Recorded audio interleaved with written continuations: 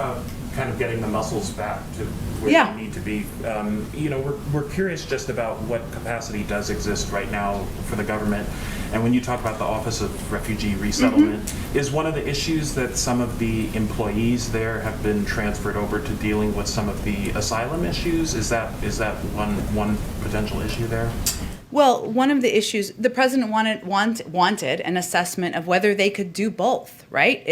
There are components that exist in different agencies of government, right? But whether they could do both, whether there was enough funding to do both, there has been funding transferred from other components of HHS to help address the unaccompanied children, the number of unaccompanied children who are coming across our border. But also there was a hiring freeze at the Office of Refugee Resettlement during the last administration, and there were only a couple thousand, low number of thousand refugees who were welcomed in during the last fiscal year. So it's not just government, it's also external organizations who play a vital role. And certainly, and this is one of the points I think maybe we weren't in agreement, but I think you were getting to, or what I was trying to get to, is that it's also these high caps, the 125 cap is sending a message to the world.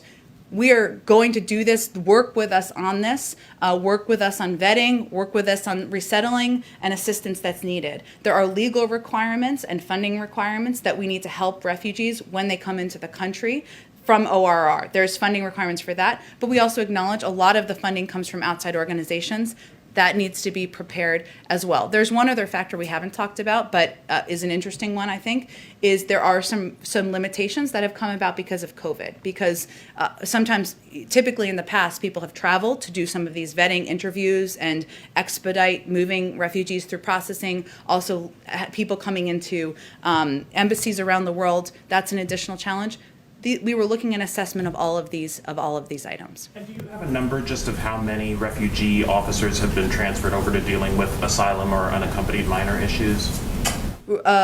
Transferred over from UACs or transferred over? Who work in the Office of Refugee Resettlement as officers, but now they're working primarily on unaccompanied children. We have some funding numbers. I don't think I have staff numbers in front of me. I'd certainly send you to them, but we can check if there's more specifics. And then are there outstanding security concerns around the refugee resettlement program that are being addressed as part of this review that you're doing? Well, there's a fairly stringent vetting process that takes place, and that can take months and months. It really depends. There have been some limitations and delays, frankly, because of COVID, which has happened in other areas as well. I'm not saying that's the totality, but that is certainly a factor. But that can certainly take some time, so that's had an impact as well. Okay. But not new security issues, if that was what you were asking. Yes, thank you. And then just on policing, just quickly, just curious, we were talking about the DOJ announcement this morning. Is there